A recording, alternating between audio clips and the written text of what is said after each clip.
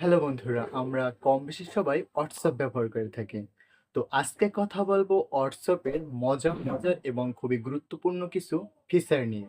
তো বেশি কথা না বলে আমরা মোবাইল স্ক্রিনে চলে যাই এবং স্টেপ বাই স্টেপ দেখতে থাকি সেই মজার আমাদের একই ফিচারগুলো। ফোনে একই অ্যাপস থেকে দুটো হোয়াটসঅ্যাপ আইডি আমাদের অনেকেরই দুটো আইডি থাকে এবং একটা মোবাইল দিয়ে অনেক সময় চালানো যায় না। সেটাই আমরা দেখাবো যে একটা মোবাইল থেকে কিভাবে দুটো আইডি একসাথে চালাবেন। প্রথমে আমরা হোয়াটসঅ্যাপে আসলাম। হোয়াটসঅ্যাপে আসার পর আমরা উপরে যে দেখতে পাচ্ছেন থ্রি ডট, এখানে ক্লিক করলাম। এখানে ক্লিক করার পর আমরা সেটিংয়ে চলে গেলাম। সেটিংয়ে চলে যাওয়ার পর অ্যাকাউন্টসে ক্লিক করলাম। অ্যাকাউন্টসে ক্লিক করার পর নিচে দেখতে পাচ্ছেন এডিট অ্যাকাউন্ট, এখানে ক্লিক করব। তারপর আবার নিচে দেখতে পাচ্ছেন এডিট অ্যাকাউন্ট, এখানে ক্লিক করে দেবো। এখানে ক্লিক করে দেওয়ার পর সেই প্রথম যে আমরা যে ফিচারটা দেখতেছিলাম যে সময় আমরা ওপেন করি সেরকম একটা ফিচার আসে। তবে এডিট এগ্রি এখান থেকে ক্লিক করে দিলাম। তারপর এই যে নাম্বার, আমরা এখান থেকে নাম্বার দিয়ে আপনারা নেক্সট ক্লিক করে আগের মতন এই জায়গায় থেকে আগের মতন লগ ইন করে নেবেন। তারপর আপনারা দেখতে পাচ্ছেন যে এখন আমার অন্য একটি অ্যাকাউন্ট লগ ইন হচ্ছে এই অ্যাপে। তো আমরা যদি চাই যে আগের আগের যে আমাদের অ্যাপসে যে আগের যে অ্যাকাউন্টটি ছিল সেটাই কীভাবে যাব, তো আমরা আগের মতো থ্রি ডটে ক্লিক করে দেবো। তারপর নিচে দেখতে পাবেন সুইচ অ্যাকাউন্ট, এখানে ক্লিক দেবেন। এখানে ক্লিক করে দেওয়ার পর দেখতে পাবেন যে সে আগের যে অ্যাকাউন্টটা আছে সেটাই শো করতেছে।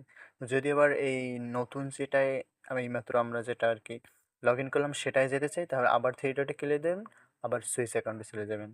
তো অনেক সময় দেখা যায় আমরা যে হোয়াটসঅ্যাপে একজনের কাছে ছবি সেন্ড করি, আমাদের যে ছবির কোয়ালিটি ওটা এইচডি থাকে না, কোয়ালিটিটা একটু নর্মাল হয়ে যায়। তো আমরা কিভাবে একজনের কাছে আমার নিজে অন্যজনের কাছে এইচডি এবং ক্লিয়ার ছবি সেন্ড করতে পারি।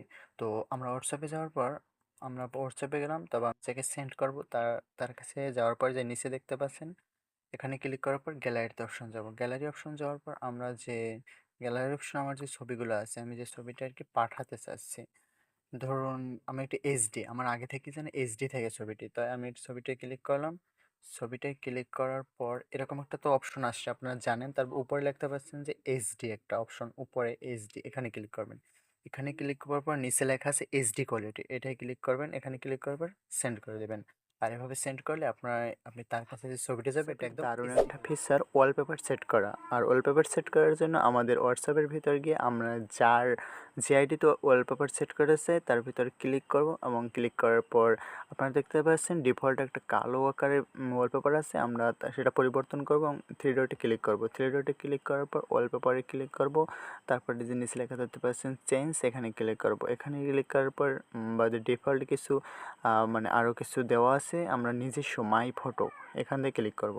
এখানে ক্লিক করার পর এই যে এখানে অনেকগুলো আমার ফটো আছে, এই জায়গা থেকে যে কোনো একটা সিলেক্ট করব। আমি এটা প্রথমটা সিলেক্ট করলাম। সিলেক্ট করার পর আপনারা সেট ওয়ালপেপার এখানে ক্লিক করবেন। এখানে ক্লিক করার পর এই যে দেখতে পাচ্ছেন একটা, এখানে কোনটা ডার্ক না লাইট কোনটা দেখাবে এর উপরে নির্ভর করবে। এই এরকম টান দিলে তারপর এটা ব্যাক করে দেবেন। ব্যাক করার পর দেখতে পাচ্ছেন যে অটোমেটিকলি সেট হয়ে যাচ্ছে। তো এইভাবে ওয়ালপেপার সেট করতে পারবেন।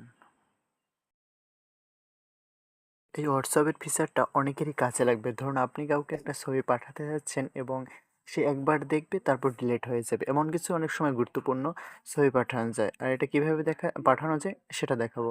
হোয়াটসঅ্যাপে গেলাম। হোয়াটসঅ্যাপে যাওয়ার পর আমরা যে ছবিটা পাঠাবো আরকি, যার কাছে ছবিটা পাঠাবো আ এখানে ক্লিক করে দেওয়ার পর আমরা গ্যালারিতে যাব। গ্যালারিতে যাওয়ার পর আমাদের যে নির্দিষ্ট ছবিটা আছে ওই ছবিটা আমরা সিলেক্ট করব। আমি একটা ছবি সিলেক্ট করতেছি। ধরুন এটা ক্লিক করলাম, দেওয়ার পর এখানে ক্লিক করলাম। তারপরে আপনারা দেখতে পাবেন যে এডিট এ ক্যাপশন এর সামনে অন লেখা থাকে, এখানে ক্লিক করবেন। আর এখানে লিখে ক্লিক করবেন একটা ওকে, ওকে একটা অপশন আসবে, এখানে ক্লিক করবেন।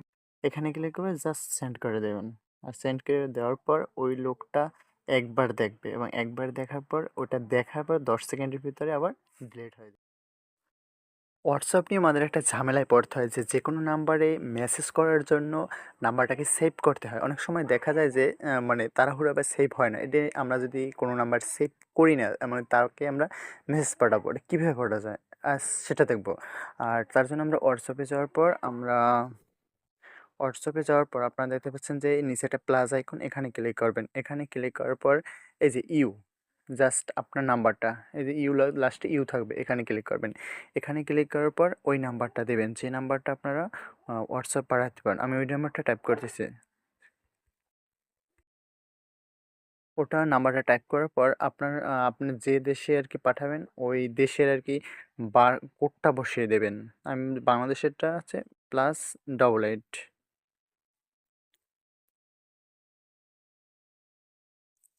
তো নাম্বারটা উঠে আমরা জাস্ট সেন্ড করে দেবো। সেন্ড করে দেওয়ার পর এই যে আমরা উপরে মানে সেন্ড মানে এখানেই থাকবে। তারপরে যে নাম্বারটা আছে ওটার উপরে আমরা ক্লিক করব। ওটায় ক্লিক করে আপনারা দেখতে পাচ্ছেন যে চ্যাট উইথ ওই নাম্বারটা। তবে এখানে ক্লিক করবেন। এখানে ক্লিক করে দেখতে পাচ্ছেন যে সেই নাম্বারটায় মেসেজ করা যাচ্ছে, এই যে। তারপরে কল করা যাচ্ছে, সব কিছুই। মানে সব কিছুই করা যাবে। আপ আপনার নাম্বারটা সেভ না করেও।